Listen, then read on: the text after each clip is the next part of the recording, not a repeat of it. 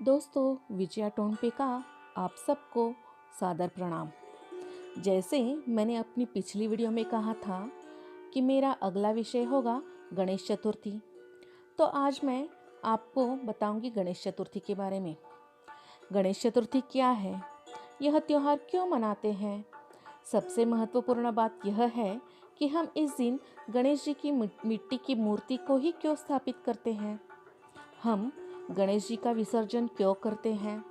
यही नहीं तो हम गणेश जी का विसर्जन 11वें दिन यानी अनंत चतुर्दशी को ही क्यों करते हैं।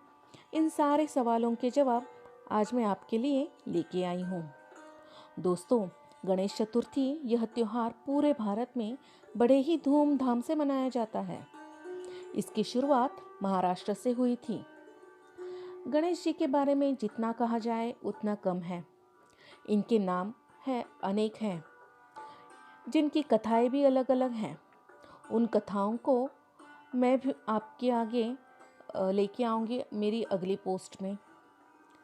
पर आज हम केवल गणेश चतुर्थी के बारे में ही जानकारी प्राप्त करेंगे। भाद्रपद माह की शुक्ल पक्ष के चतुर्थी को हम गणेश चतुर्थी का त्यौहार मनाते हैं। शिव पुराण के अनुसार इस दिन गणेश जी का जन्म हुआ था। उनका जन्म कैसे हुआ था ये तो हम सब जानते हैं। यह त्यौहार एक ही दिन मनाया जाता था, पर अब यह 10 दिन मनाते हैं और 11वें दिन गणेश जी का विसर्जन करते हैं। महाराष्ट्र में गणेशोत्सव की शुरुआत प्रथम महाराज शिवाजी ने की थी। प्रथम यह उत्सव केवल घरों में मनाया जाता था, पर सन 1893 से बाल गंगाधर तिलक इन्होंने इसे एक अलग रूप दिया। उन्होंने भारतीयों को अंग्रेज़ों के विरुद्ध एकजुट करने के लिए सार्वजनिक गणेशोत्सव की शुरुआत की। दोस्तों, अब हम चलते हैं गणेश चतुर्थी की मुख्य कहानी की ओर।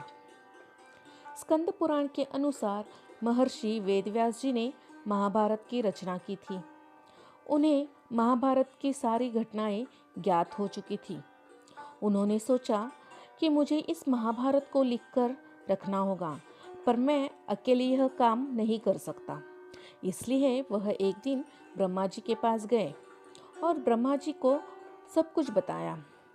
ब्रह्मा जी से उन्होंने इस कार्य को करने के लिए किसी की सहायता की ज़रूरत है यह इच्छा प्रकट की।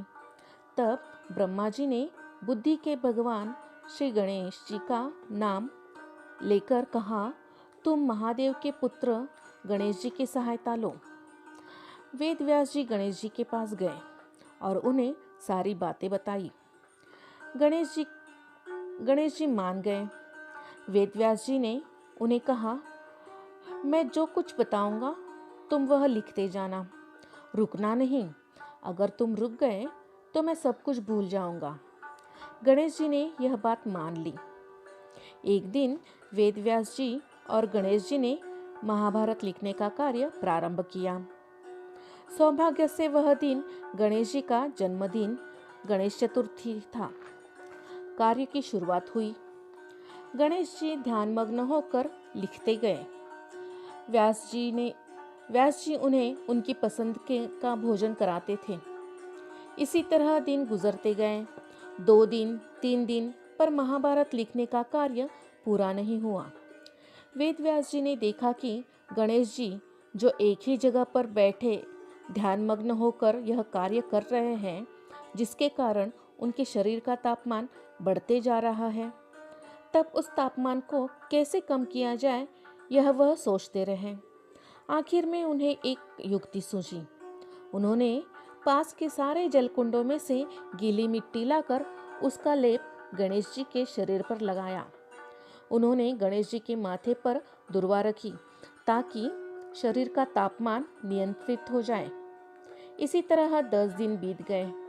आखिरकार 10वें दिन महाभारत लिखने का कार्य समाप्त हुआ। वेद व्यास जी ने देखा कि मिट्टी के लेप के कारण गणेश जी के शरीर में अकड़न आ गई है।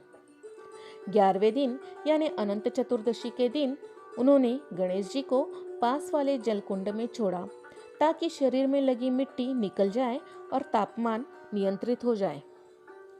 तो दोस्तों, ये थी गणेश चतुर्थी की कथा। आप जान गए होंगे मिट्टी की मूर्ति स्थापित करते हैं क्योंकि व्यास जी ने उन्हें मिट्टी का लेप लगाया था। गणेश जी को 10 दिन स्वादिष्ट पकवानों का भोग लगाया जाता है क्योंकि उन दिनों ने व्यास देव जी ने वेद व्यास जी ने उनको अपनी पसंदीदा पदार्थ खिलाए थे। 11वें दिन विसर्जन किया जाता है क्योंकि उनके शरीर की मिट्टी निकल जाए, इस कारण वेद व्यास जी ने उन्होंने जलकुंड में छोड़ा था।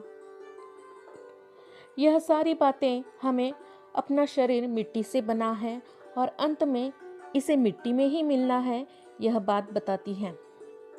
दोस्तों, ये थी गणेश चतुर्थी की विशेषताएं। आपको ये कैसी लगी, कृपया कमेंट करके बताएं। ऐसी ही जानकारी प्राप्त करने के लिए मेरे चैनल को सब्सक्राइब करें और प्लीज़ इसे शेयर और लाइक करना ना भूलें। गणेश चतुर्थी की आप सबको ढेर सारी शुभकामनाएं। धन्यवाद।